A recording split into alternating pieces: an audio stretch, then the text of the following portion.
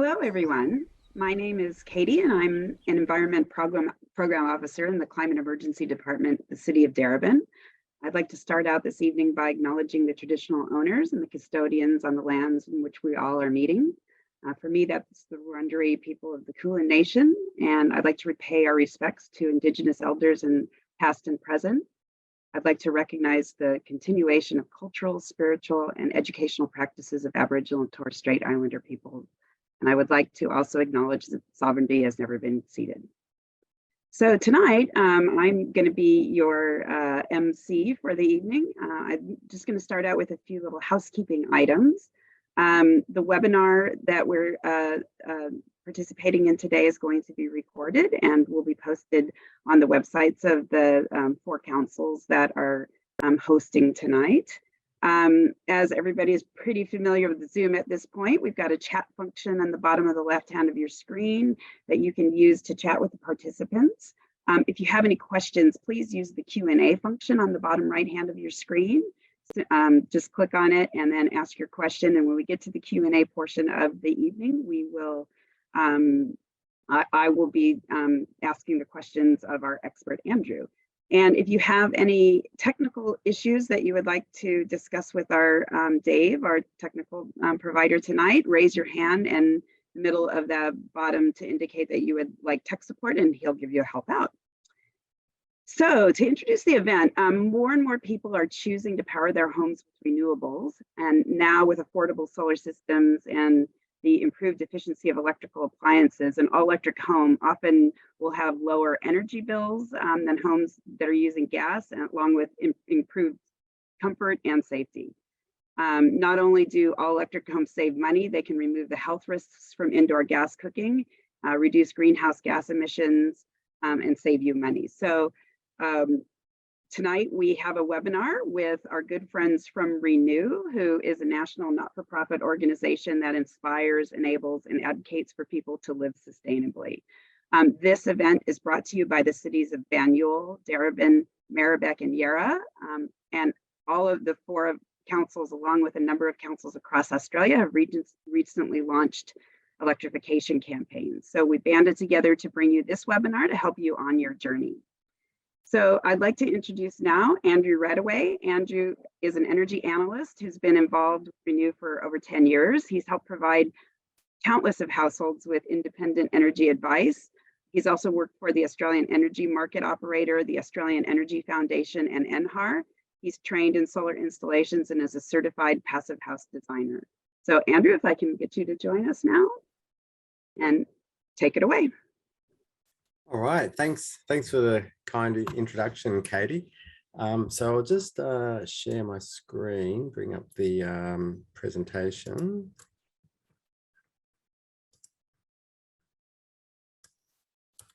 Okay, so what we'll be going through tonight, an overview to start with, and then get into the details of the cost differences between efficient electric appliances and all electric homes and dual fuel homes and gas, emissions, look at appliances, the steps you might go through to move towards all electric, and other options and considerations. So first, I'd like to take you on a journey back into the midst of time, back to the heyday of the fossil fuel age. Back in the years when the color saffron was what everyone wore, apparently, and even had on their cushions and other home furnishings. This was about the world that my parents lived in when I came into the world, and it was quite different. At some points in the 70s, Australia actually exported oil, which is pretty amazing now that we import about 90% of our oil, and mostly already refined. We don't even have much refining anymore in Australia compared to what we used to. So the appliances people used were pretty different. So electricity was pushed as a relatively clean option for people to use at home, compared to the older options you can see on the screen there. So this little gold medallion, if you had if you built a new home as all electric back in the 1970s, you could get one of these medallions up near your front door and be very proud. So the idea of an all electric home actually goes back a long way. So the next big change to hit the Australian energy landscape was natural gas, which is actually a fossil fuel, and it's mostly methane. And this came as a byproduct from the oil that was being pumped out of Bass Strait. And initially it was just burned off. It was just flared, and because there was no market for it. So pipelines were built to take this excess gas out to Melbourne and Geelong and other cities, and it was cheap. It was a byproduct. So everyone installed appliances for gas cooking, gas heating. So that's what we're seeing on this slide here, by the way. So the top right image is an outdoor gas central heating unit, pretty common around Melbourne, down the sides of homes. So you've got gas coming in, it burns, you've got an electric fan blowing hot air through ducts, which are these silver things down in the bottom image. And your hot air comes up your vents through the floor, or in some cases it's going through the ceiling and the hot air is coming down.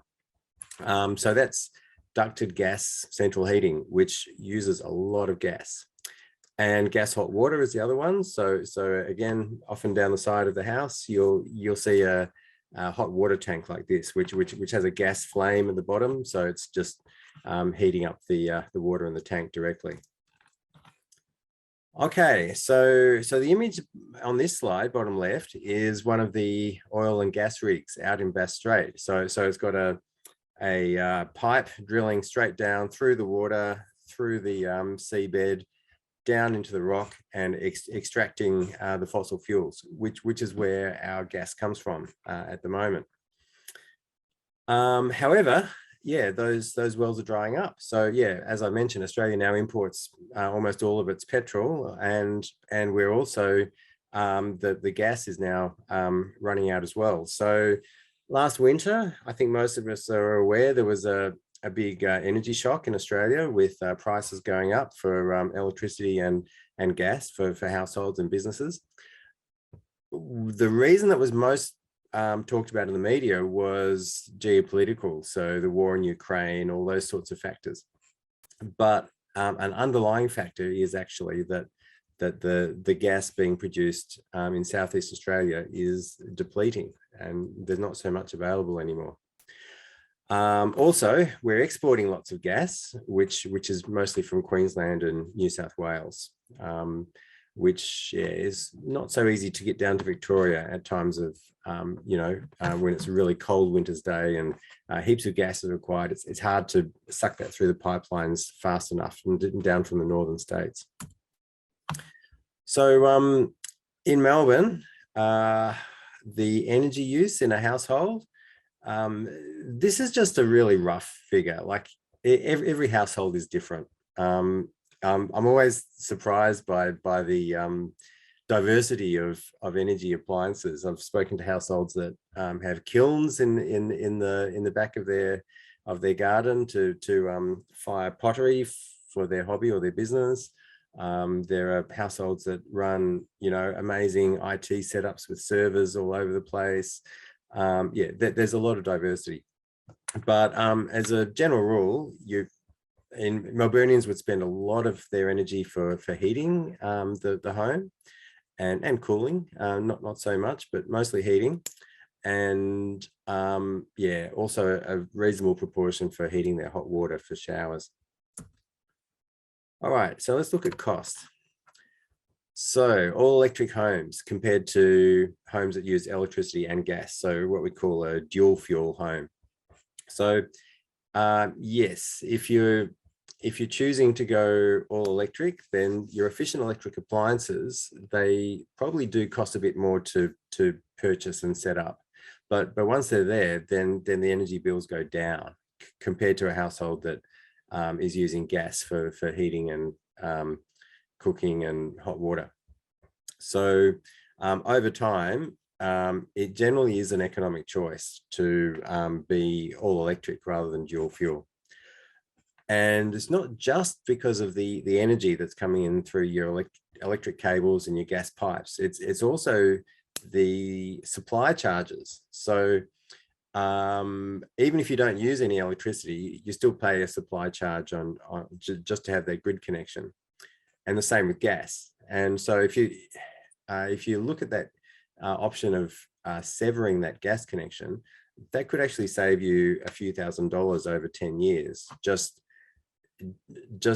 for the right of having that connection, which is pretty significant. So Renew put together a report in 2018, which went into a lot of detail on this.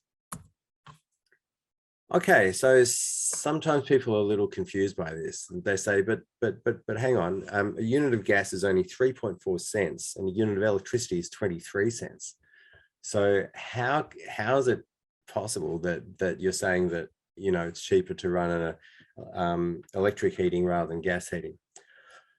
That's a good point, and there's a few factors. So the first one is gas is not measured in the same units as what electricity is. So gas is in megajoules, electricity is in kilowatt hours. And a kilowatt hour is bigger than a megajoule. So it's 3.6 times as big. So once you allow for that factor and you do an apples for apples comparison, then we get the second chart on this page, which shows, well, okay, so now gas, if we do it per kilowatt hour of energy, so gas is 12.3 cents, electricity is 23 cents. Okay, so yeah, electricity still looks more expensive. So let's go to the next slide.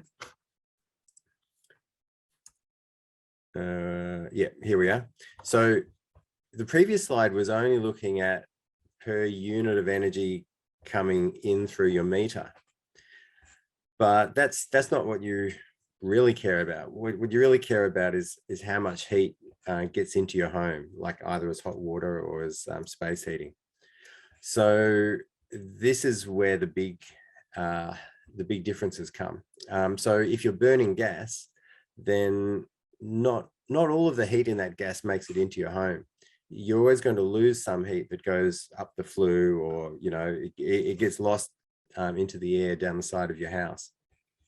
On the other hand, with electricity, you don't lose energy. In fact, you gain a lot of energy, and I'll explain why later. But you're effectively like 450% efficient with a reverse cycle air conditioner or a heat pump hot water system.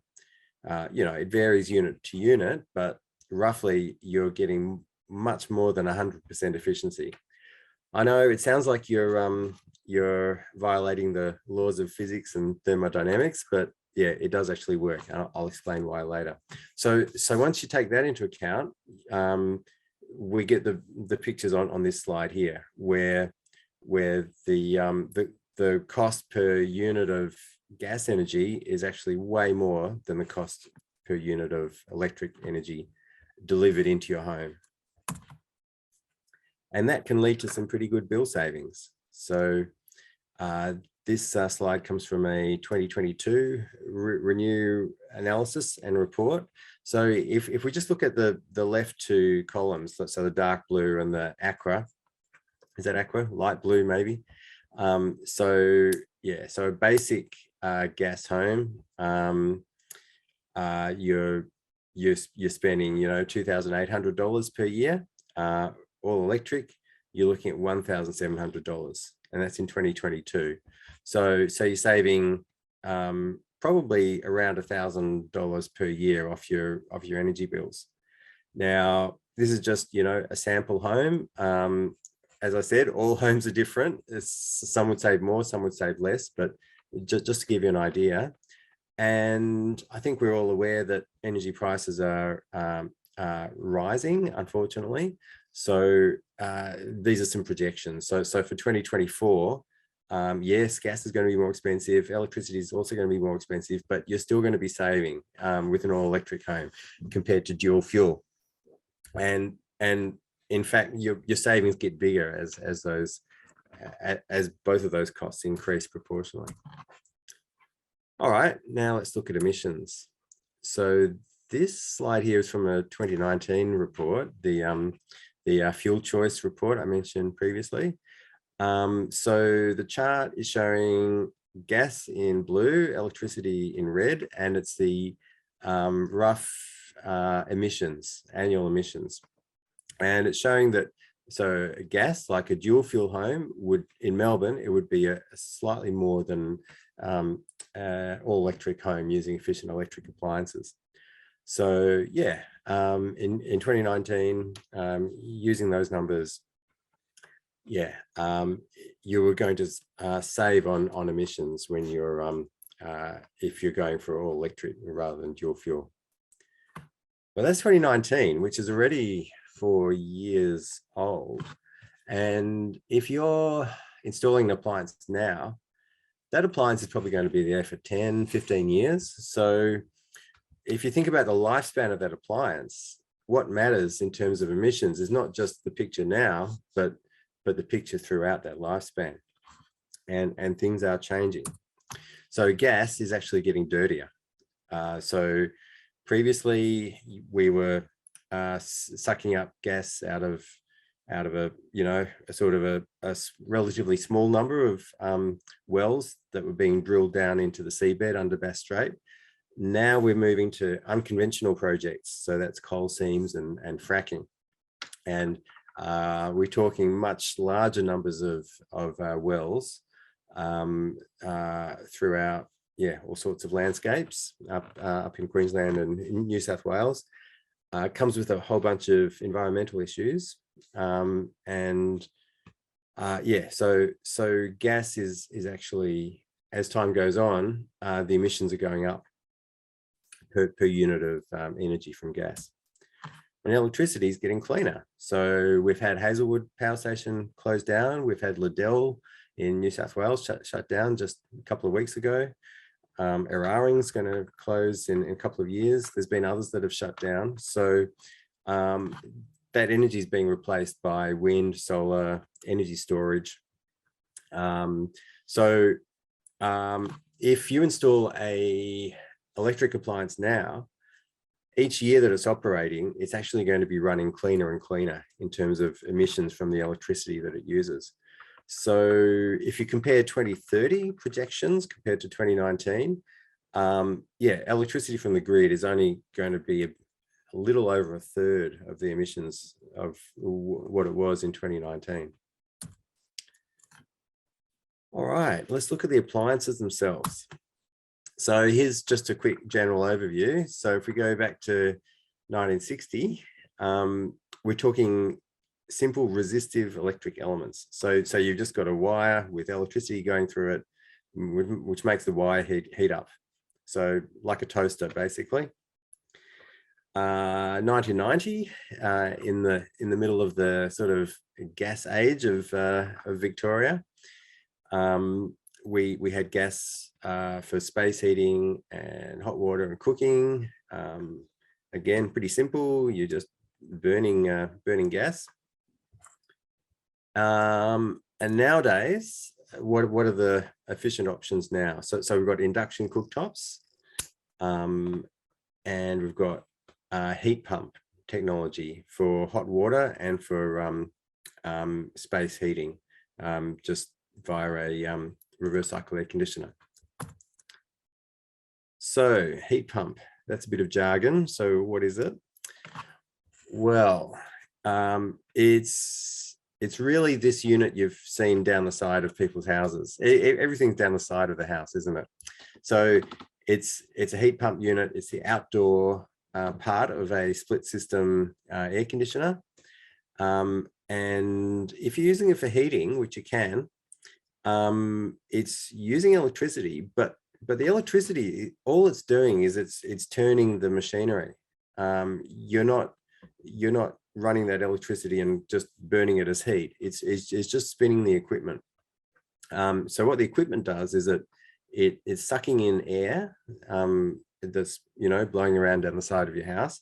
It's extracting heat from that air and and putting that heat into your air conditioner, so you can get heat into your home. So that's the opposite of what your fridge does. So if you think about your fridge, freezer in your kitchen, that's taking in air from the kitchen, and it's it's taking in air from inside the fridge freezer. It's extracting heat and blowing that out into the kitchen. So if you feel down the back of your fridge, you'll find that it's warm. That's the heat that's been taken out of the fridge freezer to keep your food cold. So it's a heat pump used for heating your house is doing the same thing, but in reverse. Okay, heat pump hot water. So that's using the same technology, same system, but instead of blowing hot air into your house, it's putting heat into this water tank here. So you're storing 200 liters, 300 liters of hot water. There are two types. There's like a split heat pump or an integrated. So the split heat pump has the unit that you've seen before. So just like a reverse cycle aircon unit that sits beside the water tank, or integrated, it has that built into the top of the tank. So yeah, heat pump hot water, we'd recommend that that's probably the default choice for most homes now, if they're looking for a hot water system. And there's some tips there. CO2, carbon dioxide. So that's probably the best models use that as the working fluid to transfer the heat from the heat pump into your water.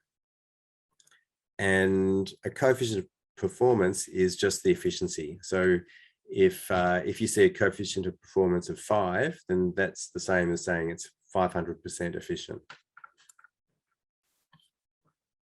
Reverse cycle air conditioners, sizing, how many units do you need? Well, yeah, there's a point here saying that if you have a very well insulated house, then you may not need a aircon if you have an air conditioner in one room, then it might actually spread that heat through a couple of rooms in the house. To be honest, your house would have to be really well insulated to achieve that. If you've got an older house or a house that's fairly standard sort of house, then you probably would need to have heating in most rooms that you want heating in. So a split system air conditioner, you've got the inside unit and the outside unit, and you don't have ducts. You don't have air blowing through ducts. The heat's just being transferred through a thin pipe that goes through the wall, which is a much better way of doing it, because when you're blowing air down a duct, it takes a fair bit of electricity to run the fan to push it through, and you always have some losses. You have some air, you have some leaks and gaps in the ducts. Especially if you've got an old unit from the 1980s or something that's still installed, you probably find that the ducts are sort of deteriorating, and you've got hot air blowing out in winter, cold air blowing out in summer. So you're actually trying to heat or cool the whole neighborhood as well as just your own house, which is a pretty tough ask. So there's a bunch of reasons why ducted systems do lose some efficiency compared to like just a straight split system. There are multi-splits, so one outdoor unit with pipes connecting to multiple indoor units. So that can be a good choice if you're trying to install heating and cooling in several rooms all at once. And then induction cooking. So these are really good systems compared to the old style electric ones. So they're really responsive. You can go from low power up to high power in a second. You've got really good control over the power, and it's actually heating the pot itself. So it's not really heating the cooktop. the cooktop only gets warm where the pot is sitting because it's only being warmed up by the pot. So safety is good, which can be important if you've got perhaps elderly people or kids that might be using the cooking. Induction cooktop is powerful, and yeah, you don't have indoor air pollution. There's been some studies recently that have linked indoor gas cooking with childhood asthma, which is pretty concerning. You do have to make sure that your pots are compatible. So the easy way to do that is to stick a fridge magnet on the base of your pot, and if it sticks and doesn't slide off, then yeah, your pot's going to work with induction. Another consideration is you are going to have a dedicated new cable, electrical cable, connecting your induction cooktop back to your electrical switchboard. So that is going to require an electrician to do a bit of work. All right, so that's a rundown on the appliances that we'd recommend for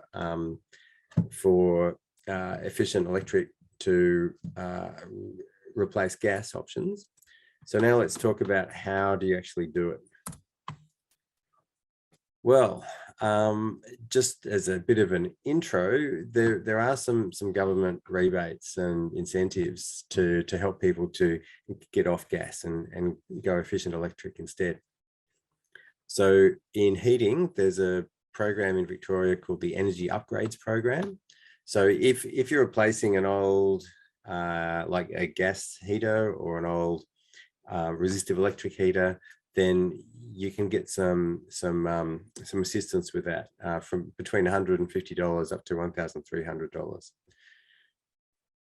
With hot water, there's a rebate for heat pump hot water, and it also applies to solar thermal hot water systems as well, which I'll talk about later on.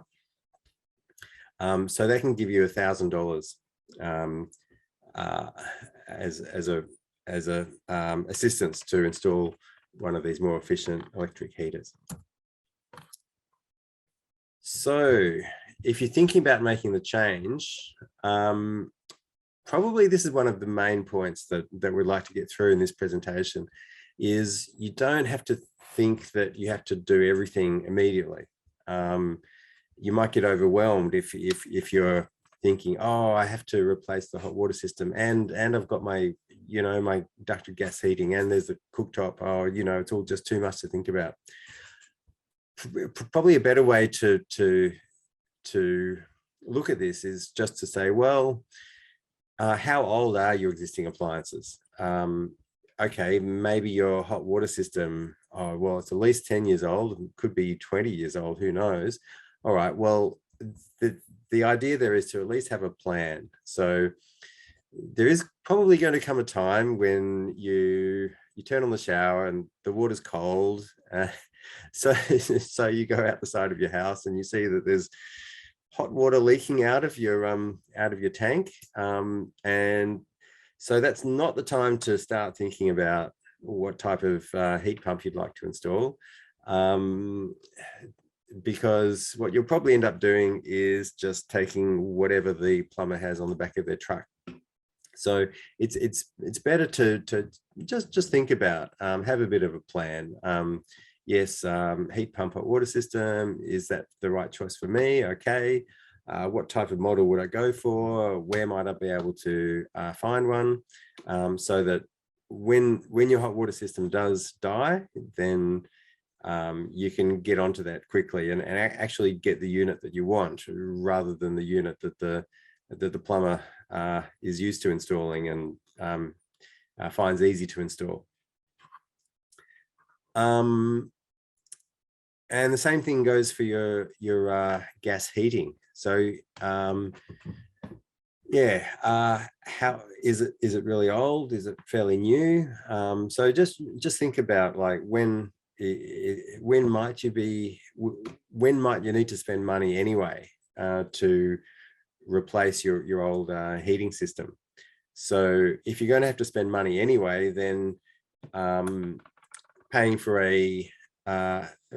new air conditioners, for example, reverse cycle air conditioners for heating and cooling, the only real expense of going efficient all electric is just that cost difference between what you would have had to pay for a like for like replacement of your gas heating and what you have to pay for your efficient electric. So that cost difference, it may not take too many years to recoup that cost through lower energy bills. Now, if we're looking at the cooktop,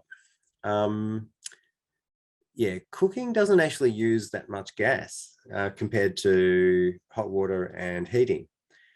So you might think it doesn't really matter that much. I'll just leave the cooktop there.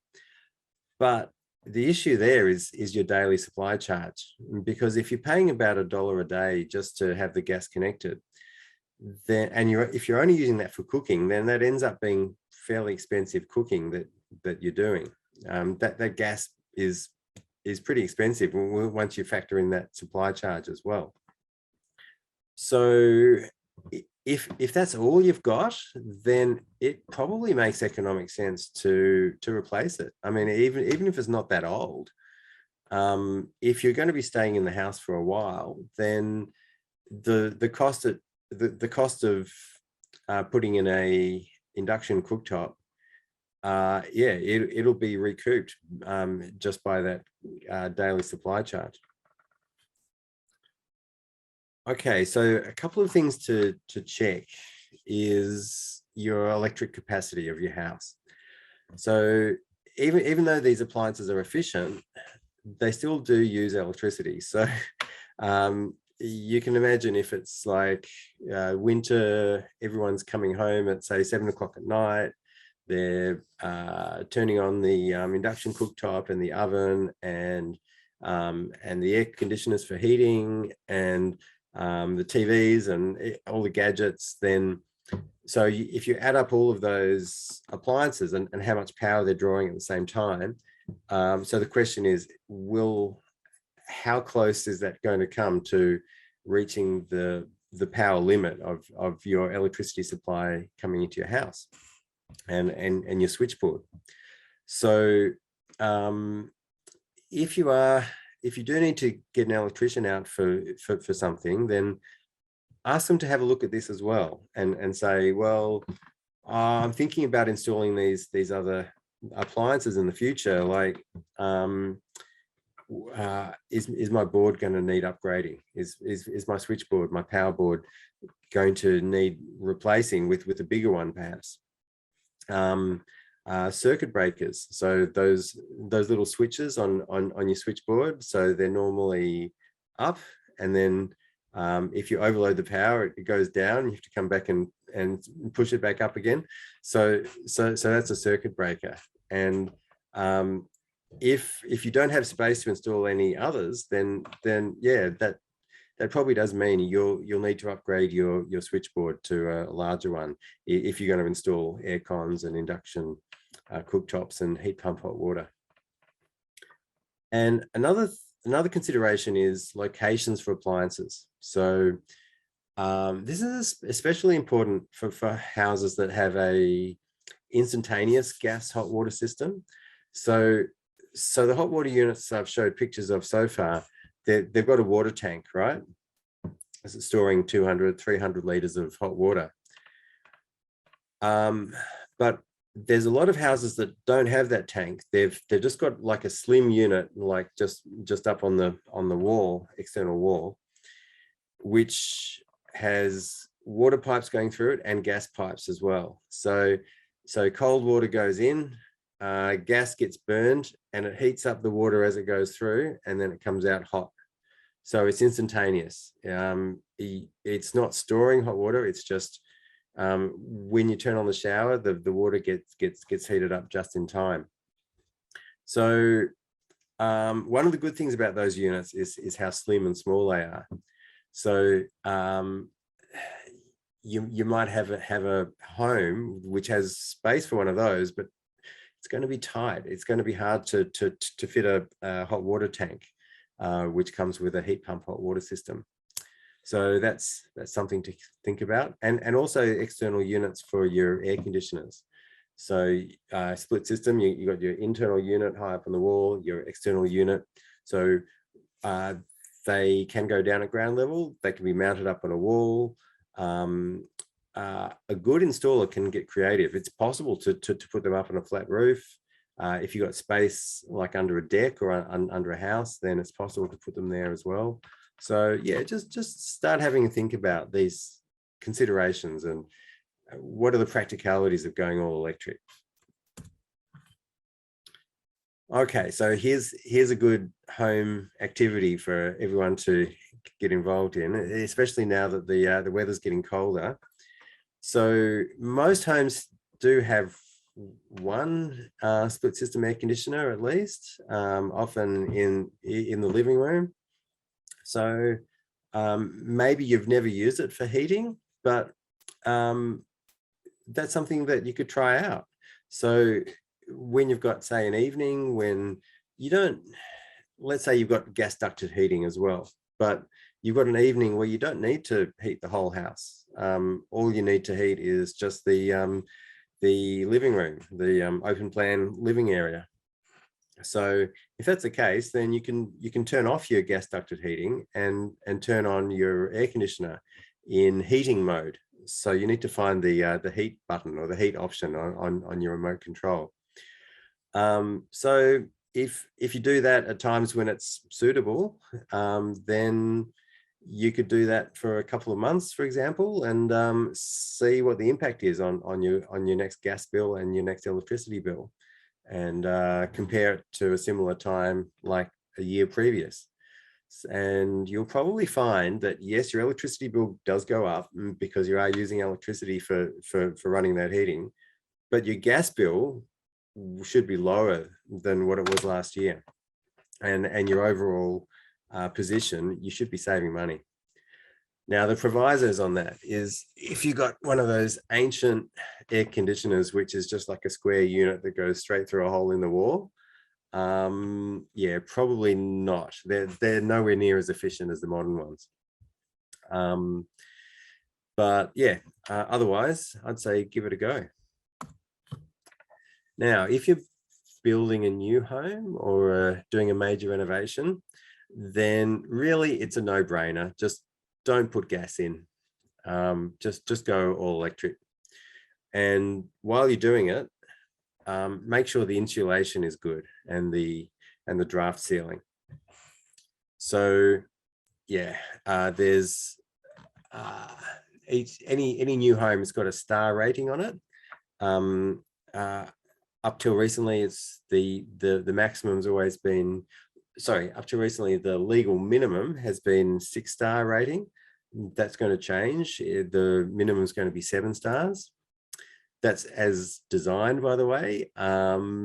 If the builders cut some corners, or the tradie subcontractors, cut some corners and they don't put in the insulation as well as they should have, that sort of thing, then even though it's designed for 7 stars, it may only perform as 6 stars or 5.5 stars or something. But yeah, if you're building new, try and get it well sealed, well insulated, and go all electric. So Renew's done some research on this and compared what might be the costs of adding that insulation and going for, say, 8 stars, for example, compared to the extra bill savings over time. And it looks like, yeah, 7 to 8 stars is, if you're just looking at economics, cold hard numbers for dollars, then that might be the sweet spot. You're accepting a bit of extra cost up front, and you're recouping that cost and earning returns through lower energy bills into the future. Now, if you're not just looking at things like an accountant, if you're also considering the environment, air quality, you might even go for more. So an example I'd suggest looking at would be the passive house standard. That's like the German building standard. which seals up really well, and it has controlled ventilation systems. So you get really good energy efficiency, plus you get good ventilation. So you're protected against things like COVID, bushfire smoke, allergies, all that kind of stuff. So yeah, you can, if you're building new, then you've got lots of opportunities to do it really well. Solar panels, really popular these days. Solar panels are so hot right now. And yes, they're great by themselves. They also enhance the benefits of getting off gas. So going off gas is great by itself as well, but when you combine them both together, you get sort of even better effects. So you can go into this in heaps of detail, and we have entire webinars, focusing on solar and home batteries.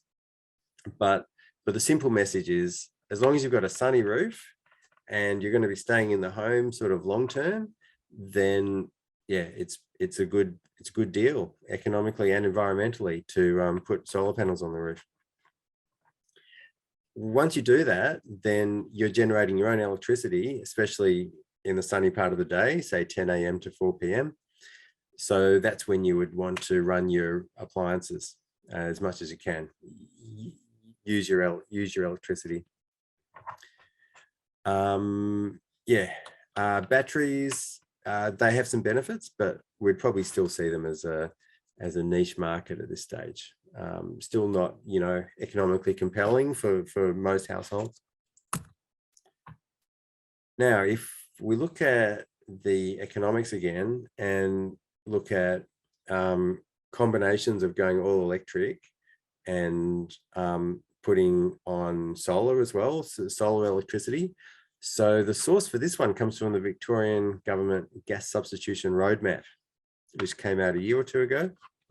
And so if you've got a dual fuel home, which uses gas for heating, cooking and hot water, then you're looking at bills up at this level of the first bar.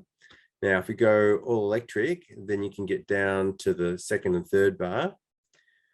And then if you put solar on as well, solar electricity panels on the roof, then you can get down to the final bar. So you can see that massive difference from, dual fuel without solar down to all electric with solar. So yeah, it makes a big difference. Now, here's something to aspire to, closing your gas account. So once you've upgraded your appliances from gas ones to efficient electric, then it's time to call up your retailer that sends your gas bill and ask them to close your account. Now, there's very different sorts of reports that we hear, experiences from different households. Some households, like my own, for example, we just called them up and said, "Oh, I would like to close the account." They said, "Yep, fine, close the account," and that was all that had to be done. But there have been other cases, depending on the retailer that they're with and which location they're in, which company owns the gas pipes. Sometimes they are a bit difficult, and they say, "Oh, if you want to close gas, then you actually have to pay us to abolish your gas connection, and we have to dig up the pipes and remove them all." And there have been cases where it can all get a bit tricky. So we'd recommend pushing back on that if they're trying to make you pay for getting off gas.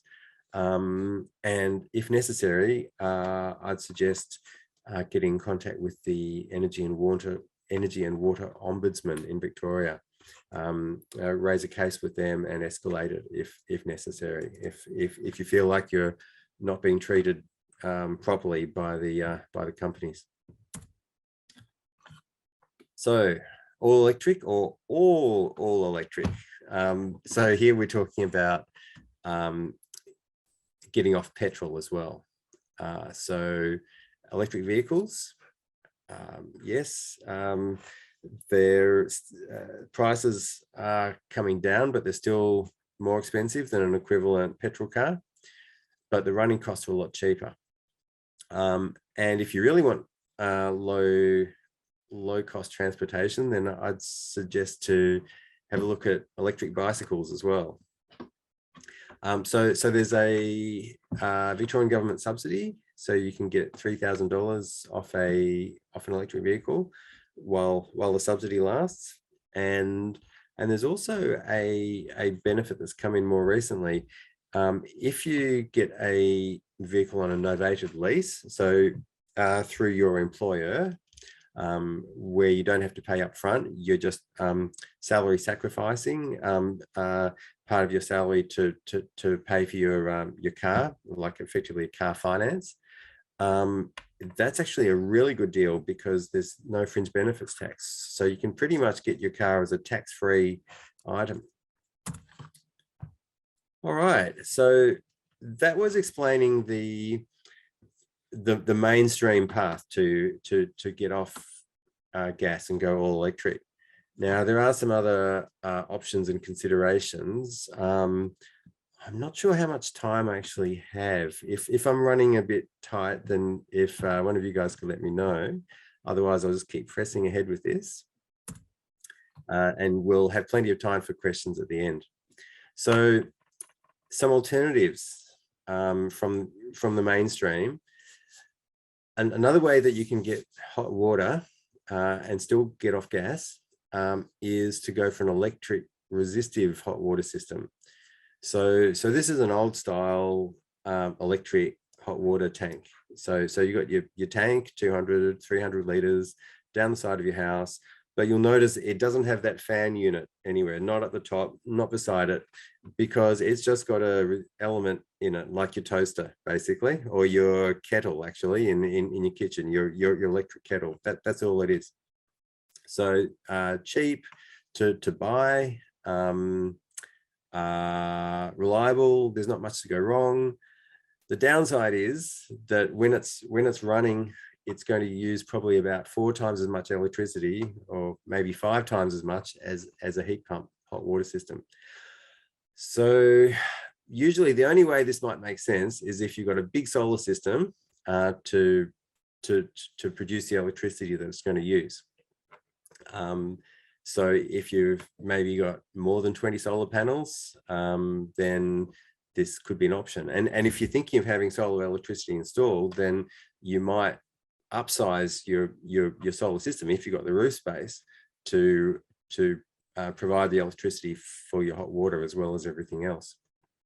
So it's like a brute force approach, not very efficient, but if you can generate enough electricity, then it can kind of work out. So you'd run it on a timer around midday when your solar system's putting out lots of electricity. However, what if it's a cloudy day? If the clouds come over in the middle of the day, then your solar panels, even though you've got a lot of them, and you might be running other appliances at home using that. So you might end up sometimes running your hot water tank off the grid, which is not so cheap. So there are some gadgets to make it match up. So your tank will only run at a lower power level when it needs to. So yeah, that's one alternative that is valid in many cases. Another way to get hot water is the old school solar thermal hot water system. So you've got either a flat plate or evacuated tubes up on your roof, and you got the heat from the sun heating it up, just like if you've got a black car bonnet on a hot day, that heats up. So you've got water running through that. You can either have the tank up on your roof, or you can have the tank down at ground level.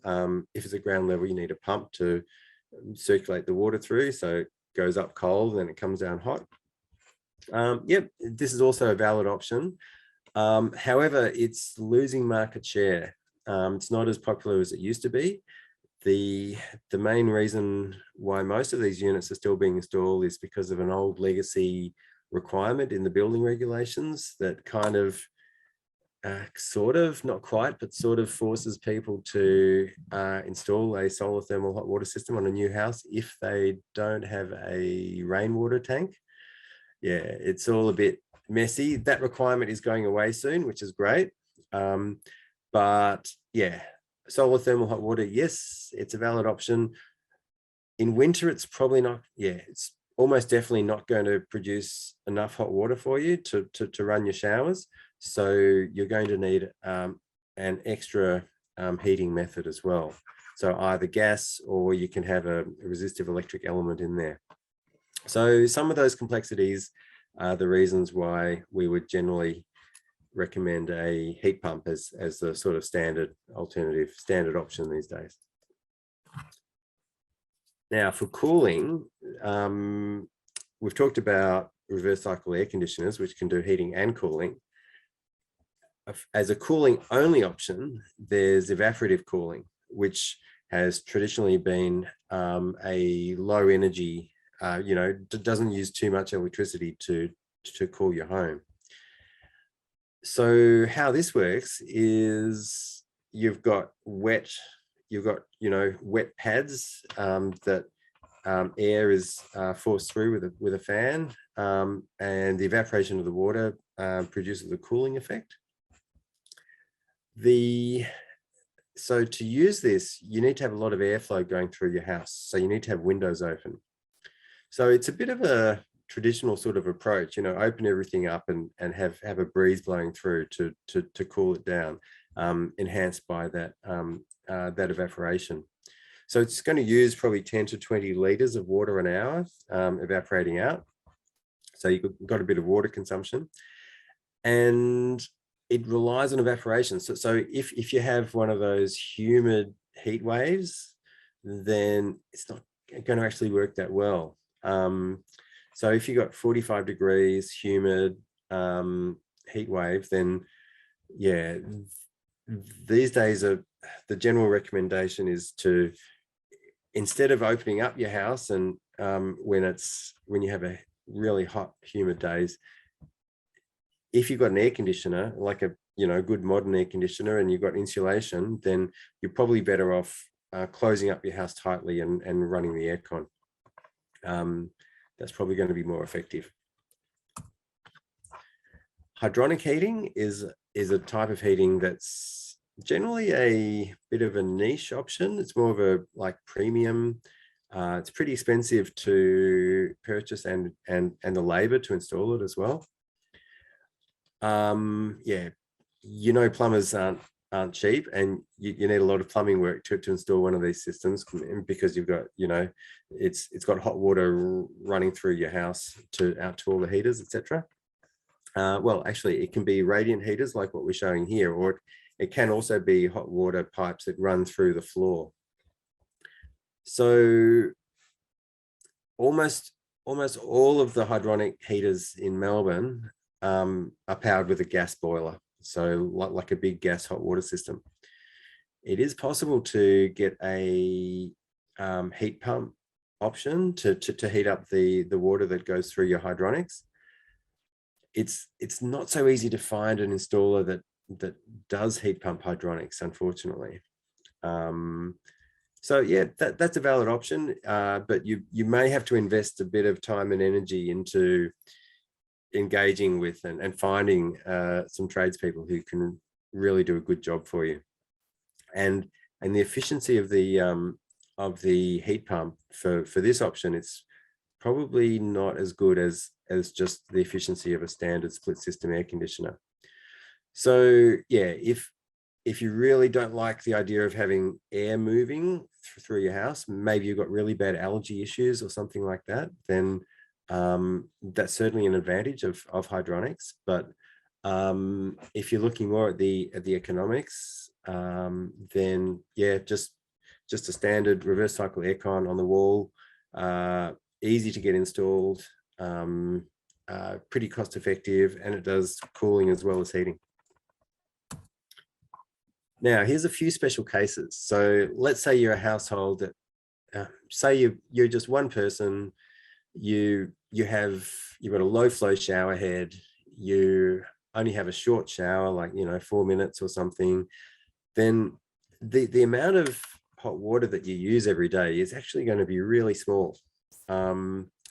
So a heat pump hot water system is probably overkill. Like, you got a 150-litre tank of hot water outside, and you're only using a small portion of that each day.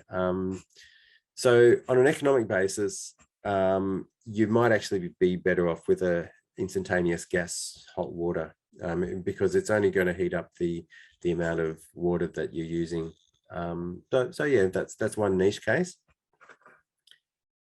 What about if you don't have room for a heat pump hot water system? That's like, you don't have room for one of these hot water tanks down the side of your house.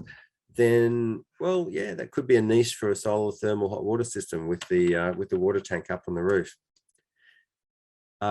Maybe you've got specific cooking requirements. One that often comes up is wok cooking. So there are ways to use woks on induction cooktops. There are some that have like wok provision built into them, and there are wok adapters where you can have like a flat surface on your induction and a curved surface for the wok. I've seen some celebrity chefs. Some say that it's fine for wok cooking induction. Others say, oh, yes, still prefer the gas. So yeah, look, it's that can be quite a personal thing. If that's the only thing that you want gas for, then you do have the option of just getting gas bottles, like your barbecue type bottles for to come through to a wok burner in your kitchen, because it's not going to use that much gas actually. So one bottle would last a very long time. And if you're off grid, like maybe you're in some rural location that's far from the poles and wires, then yeah, you've probably got some special requirements there. If you've got lots of firewood available on site, then that might be an option as well. Yeah, that's really a case-by-case basis. Now, another one that we get is, what if there's a blackout, an electricity outage?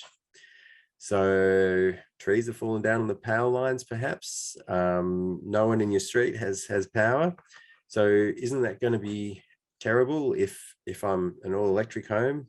Well, yes, that's a case where your hot water and your cooking and your heating may be affected more than if you had gas. But on the other hand, some gas appliances also have an electric component in them, like a ducted gas heating system. It's got that electric fan to blow the hot air down the ducts. So that's going to stop working in your electricity outage as well. With your hot water, if you've got a heat pump hot water with a tank down the side of your house, well, you've got that tank full of hot water that's going to stay warm for a couple of days. So hopefully your electricity outage won't last that long. For cooking, there are workarounds. So barbecues, little camping stoves, that sort of thing. If your outages are only occasional, then that may well be enough to get you by. And there are also backup power options to keep electricity going in your house, even though your street is blacked out. So you've got uninterruptible power supplies that are like office batteries that you can use to keep computers running for a while. You can get petrol and diesel generators to fire up in an emergency situation. Electric vehicles are starting to come in more and more with vehicle to load. So you can actually run an extension lead from your car. So you're using the battery in your car to power appliances. And if you've got a home solar system, then if you add a battery on it, one valid reason why you might want to put a battery on your home solar is for blackout backup purposes. So yeah, there are ways to help you out if you need it. Useful resources. So there's a bunch here. I'm not going to read out every word on this slide. The power saving bonus. I would definitely recommend going onto that website there, compare.energy.vic.gov.au, or just do an internet search on power saving bonus. You might be thinking, oh yeah, I already claimed that. Well, they're giving you another one for the current year. So just go in and just make sure you're not missing out on a free $250. Your home, heaps of info there. And we have this Renew toolkit on getting off gas, which is launching in a couple of months. So that's going to be a website with heaps of resources for all of the topics we're talking about tonight. Okay, so that's the end of the main presentation. I think what we're doing now is launching over to Q&A. Is that right, Katie? That's right, Andrew.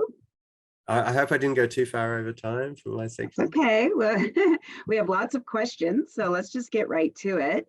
I'm inclined to answer or ask Carmelina's question because she asked it before the webinar started. So, and she has a great question that I think a lot of people wonder about, and that is, are there one-stop shops or other types of places that you can go to help you through kind of the myriad of decisions that need to be made when you're going all electric, and who do it fairly and, you know, unbiased, give you unbiased advice on what you need to do to be able to swap over? Yeah, there are a couple. I'm not sure what the policy is for this webinar about like mentioning specific names and things. I think you can. I don't know that I can. All right. Well, okay. One that I might mention as a long-term affiliate of Renew organization would be what's it called? Pure Electric. That's what it's called, right? Yeah. So that's what they're set up to do is as a one-stop shop. So you'll find some details. They advertise in Renew magazine, for example, and there's others out there as well. Another resource I'd probably recommend, well, Renew organization itself, and there's also another one. There's a Facebook group called My Efficient Electric Home. There's also the Whirlpool discussion forums, if you're not on Facebook. So that's a internet discussion group. So if you jump on any of those, you can get recommendations as well. Sounds great. So we had a few questions also about, you talked a bit about hydronic heating. How about retrofitting an existing hydronic system by using a heat pump? Yeah, it's usually tricky with a hydronic system. So, you know, it sounds simple. You're just putting hot water down the pipes, right? But what's the temperature of that water? What's the flow rate? Like how many liters per minute? Is it like drinking water, or is it like a closed loop system which has some special chemicals in it to stop the radiators from rusting from the inside? So all those types of questions can, it's the compatibility, like are the pipes and the valves and the radiators, are they going to be compatible from your old gas hydronic system to the to a heat pump unit that gets bolted on and retrofitted? So there are people who've done it, but yeah, you just need to get advice from a tradie and an organization that really knows what they're talking about.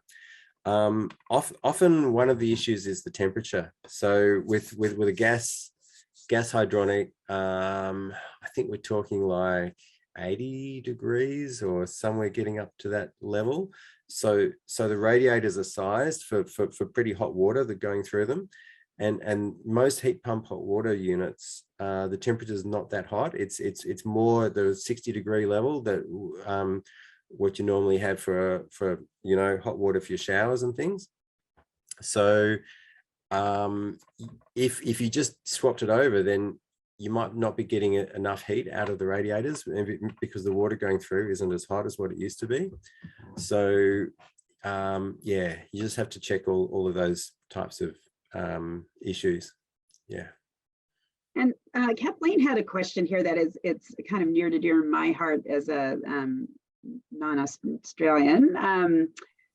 Australians like to put their hot water systems outside, but in other places, at least the tank and many other parts of heat pumps are inside. Is this a hangover from the days of gas systems, or is it likely to change? Yeah. Or do you have any advice around that? You must be getting close to being an Australian by now, Katie. I know, not quite. I got the paperwork.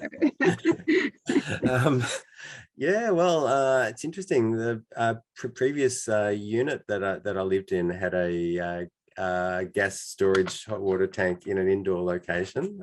So it has been done. Probably wouldn't comply if it was being installed these days with the current regulations. Yes, if you've got a heat pump hot water which is like the split type, so you got the water tank and then you got the separate like fan unit for the heat pump, then yeah, very possible to have the tank indoors and the fan unit outdoors. So yeah, if you've got a good spot for it, or if you're like planning a new home or something and you can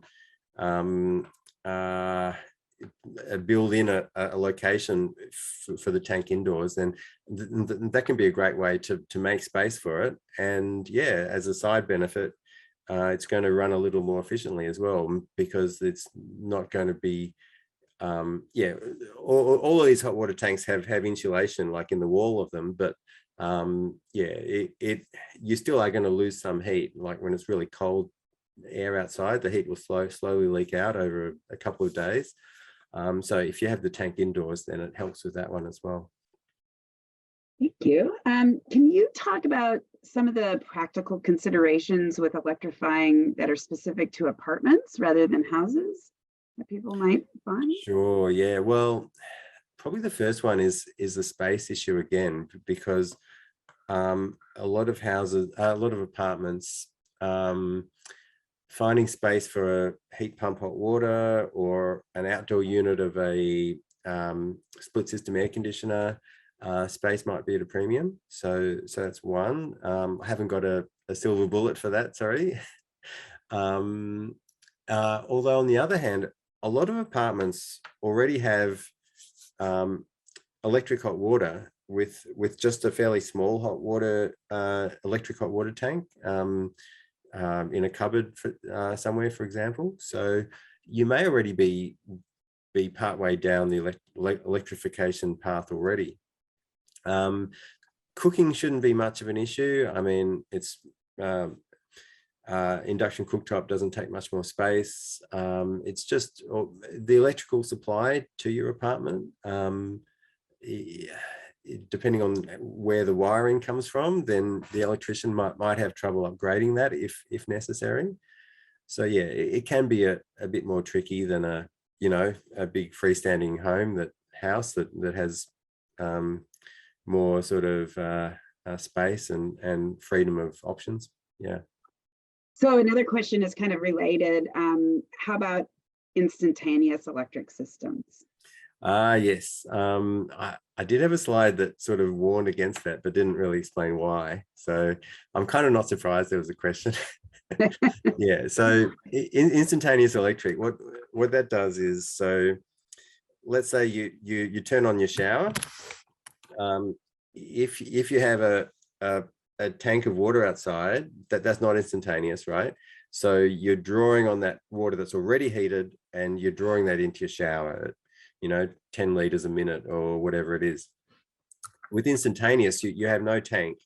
So you have an electric element like your toaster or your kettle, that's the water's going past that element and being heated up on the way to your shower.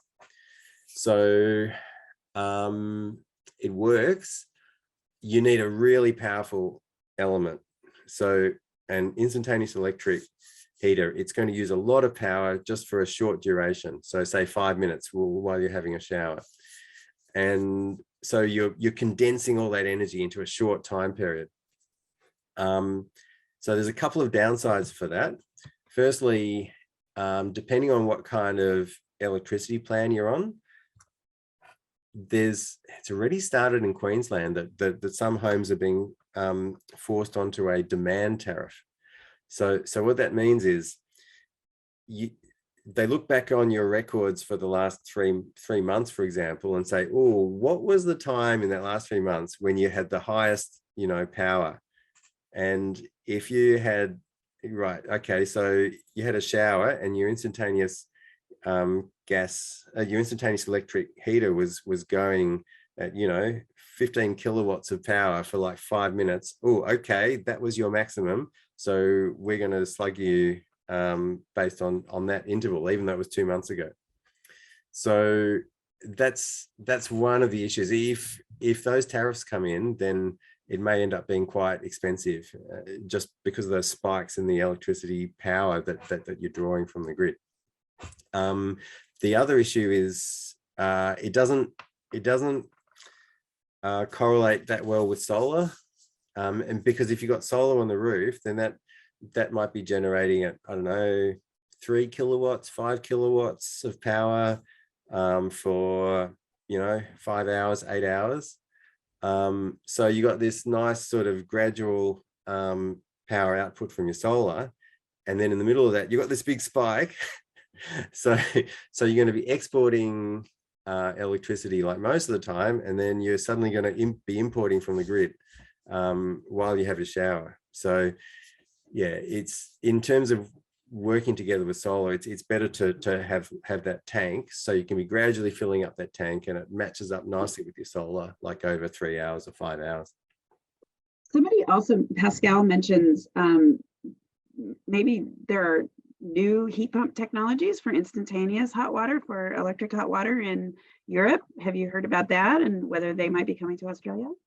I've heard something about it, but I haven't caught up on the details, and no, I certainly don't have any word on when they're coming to Australia yet. So if anyone has some latest and greatest info, then yeah, feel free to share in the Q&A or something. And yeah. Yeah. I have another one from Anand. Is it better to get rid of evaporative cooler and ducting after installing a split system, or is it okay to leave them be? Okay. Yeah. Well, one of the downsides of ducts, one of the many downsides is, okay, so you got evaporative cooling. Your houses with that, you'll see, like in the ceiling, they have like a vent with the little louver things on it. So that's where the cool air will come out when you have the evaporative cooling turned on. So if you think about, ceilings really should have insulation, like above the plasterboard.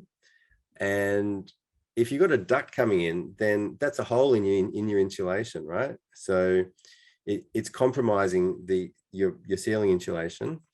And it's also a path for air leaks as well. So yeah, if you've got ducts there that aren't being used anymore, then yeah, I would definitely recommend to try and get them removed, and get those holes like made airtight and well insulated. And there are covers you can put on them if you still have them during the winter, or just yeah, that's a good point. There are covers which will help with the air tightness. Still might not be perfect. You still might have a bit of air leaking through, but it's not going to do much for the insulation. So yeah, you want some insulation over the top of them, up in your roof cavity. So here's what I would call a softball question. For homes on a sloping block with original wood floorboards, would you recommend investing in underfloor ceiling where access is easily accessible, or just keep the house warm with a split system? Underfloor ceiling was the question? Yeah, I don't know if they mean just ceiling or whether they mean insulating.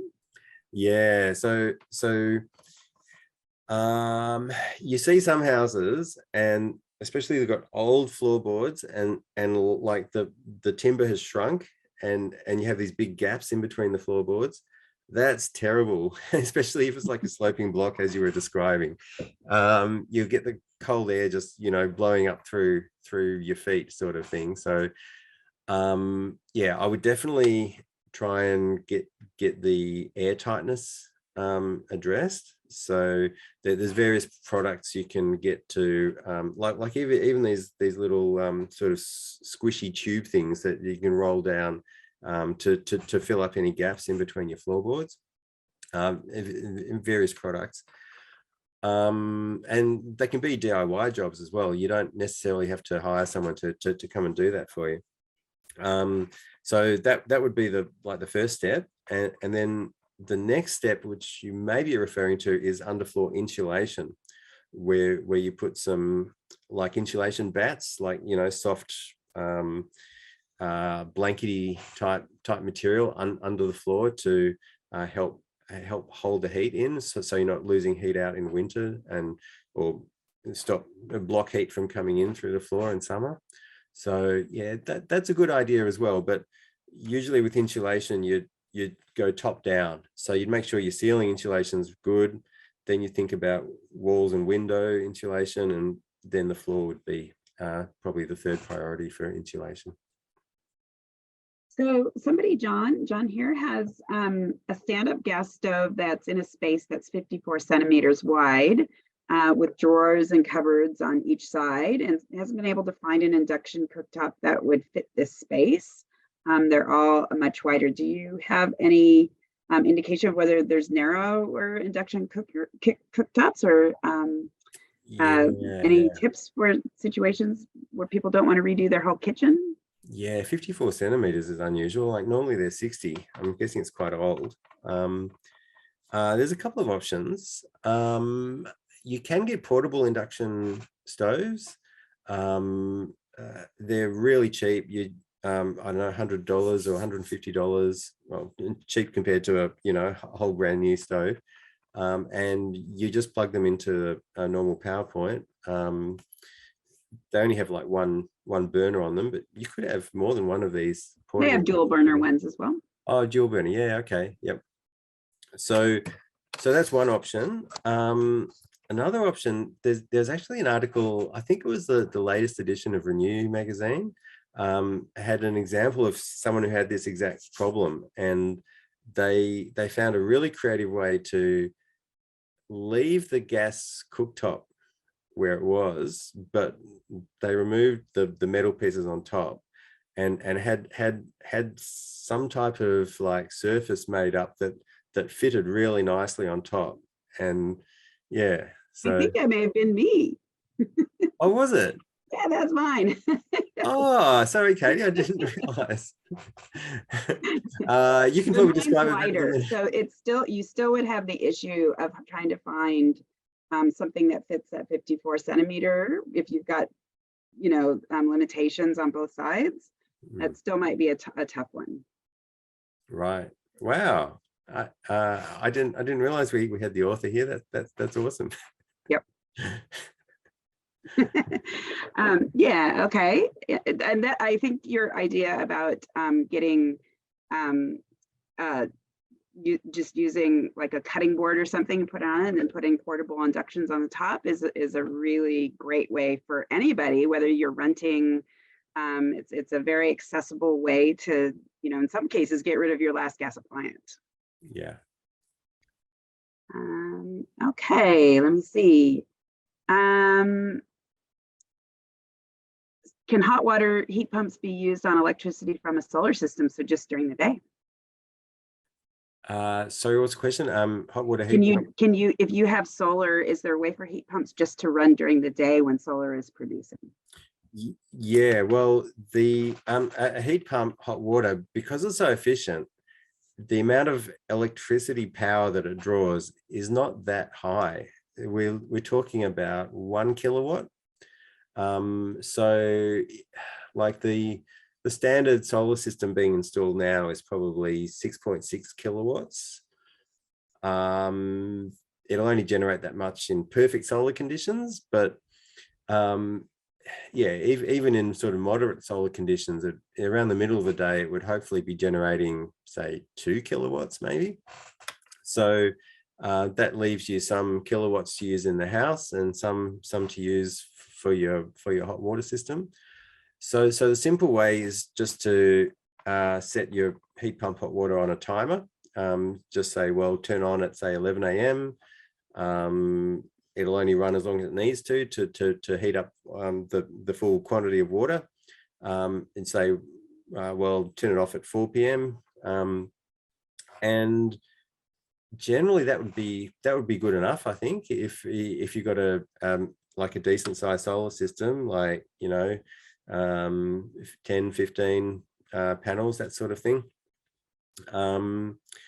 Occasionally you might have a time when it's cloudy and you happen to be running lots of other appliances, and so yeah, some supplemental electricity has to be drawn from the grid to make up what the hot water system's using, your heat pump. But it shouldn't be that common. Like, I think that would be a pretty good solution. If you want to get fancy, there are a couple of heat pump hot water systems that like have an inbuilt like method to switch them off from an external signal. So and there are some solar systems that can send that signal. So you can set rules and say, oh, okay, if you're exporting less than X kilowatts, then turn off the heat pump hot water system. So yeah, that is possible if you got the one of the fancier brands of heat pump hot water. But generally, for most houses, I just put it on a timer, and most heat pumps have an inbuilt timer anyway. So yeah, it's really pretty simple. You just get the heat pump and you just set the timer for, you know, 11 till 3 or 11 till 4, and that's all you need to do. So we have a couple questions about batteries. There's one question from Fernando is, how long do we need to wait till battery systems would be economical? And then Elizabeth was asking about community batteries for solar instead of having batteries for every household, and the viability of that. Right. Okay. So the first question's a good one. So when I was working at Renew back in I think it was 2016 or 2015, when the Tesla Powerwall battery like first came out, and it was the first, you know, big media sort of awareness about home solar batteries. We did some research. We had a look at all of the analyst projections, you know, the cost curves, and when batteries would be cheaper and when they would become economic. So 2015, we put out a report that said, yeah, we think batteries will be economic by 2020. But how'd that go? No, that one didn't come off. Got to get out of the prognosticating business. Oh, look, sometimes you're in, sometimes you don't. So yeah, I'm reluctant to put a date on it now. It probably comes down to supply and demand for batteries, and there's going to be enormous demand from electric vehicles and grid scale batteries and everything else. So the other thing is home solar batteries, they're a bit of a niche market, and they're probably, the companies that make them probably see them as a bit of a luxury kind of item. So they're going to take fairly fat margins on them most of the time. So yeah, it's hard to see when they'll really become economic. What I think is going to become more economic is using electric vehicles as a home battery, because battery capacity in an electric vehicle is actually way cheaper than battery capacity as a home solar battery, and you get dual use out of it. You can use it for your transport and save, you know, having to burn petrol. And when you're at home, if you choose the right model, then you can put an extension lead from your car and run things off it. And in a couple of years, we should see options to plug your car into your switchboard of your house and start supplementing your house power. So I actually think that's going to become a more compelling proposition than the standard solar battery for most people. I mean, there are reasons why you might want a home solar battery, but for your average home, I think that's probably where it'll go. Now, your other question was the community batteries. Yes, I am cognizant of time though, so if we can keep it short. Well, it's hard to cover the topic. I mean, we do whole presentations on community batteries. Yeah. There's a lot of subsidies happening right now, community batteries, that might make them more attractive. I think without the subsidies, it's a difficult economics. Very good summary. Yeah. We just leave it at that. There you go. There was one more question. Maybe it's a clarification question. Is the government EV subsidy $3,000 or 2,400 pounds? I don't know why that question is out there. Whether there was something in the slide that was. I thought we had the dollar sign rather than the pound sign. Okay. I don't quite understand it, Tony. Sorry. Okay. But maybe Andrew, if you could advance the slides, I just wanted to wrap things up, if that's okay. Yeah. So as I had said earlier, the 4 councils that are bringing this presentation to you this evening are part of a bigger movement of many councils across Australia that have launched Go Electric campaigns. They often they involve different steps to going all electric. And just as Andrew said earlier, we really want to stress that the first step is making a plan. You don't want to get into a situation where your hot water heater dies and you don't know the options. It's going to take you a little bit of a while to both research and then find one that's available. And often with the supply chain issues that have been happening throughout the world, it might be a few weeks before you can get the one that you want. So it's really good idea to start making a plan, looking at your finances and doing what you can based on what things cost and when you might have the money. But then the steps are installing solar, switching to efficient electric heating, replacing gas hot water with heat pump systems, upgrading to induction cooking, and then moving to electric transport. Those aren't in any specific order, but those are the steps. Can you advance the slide, Andrew? Maybe. There you go. So all 4 councils have resources available online for you. Here are the URLs based on what council you may be in. There are also a lot of resources available by each of the councils. I think in Darebin, Merri-bek, and Yarra, there will be hopefully soon induction cooktops available in the library for you to check out to see what it's like cooking with induction cooktops and check to see if your pans are compatible. Banyule has a full-time energy officer who can answer questions. On their website, you can find a link to the phone number for that, or you can come in for some in-house questions. They also have a Better Score Energy Efficiency Grant, which gives you a scorecard assessment, and then up to $1,000 for upgrades to make your home more efficient or to electrify. In Darebin, we have the Solar Saver program, and depending on a number of different qualifications, you may be eligible to get solar installed and then pay it off over 10 years through your rates and have access to all the other Victorian grants that are available as well. Merri-bek has an energy upgrade subsidy for people on low incomes that gives you up to $2,000 toward upgrading your home through insulation and gap sealing. So you'll see that on their website. And then in Yarra, they're going to be very soon trialing a program offering free home electrification assessments, where a qualified assessor will come in and actually make that plan for you to go electric. And then there'll be a no obligation quote as well. So that's the first of our 4 councils that is trialing that. It's very exciting, and they're going to be launching that in the next few months.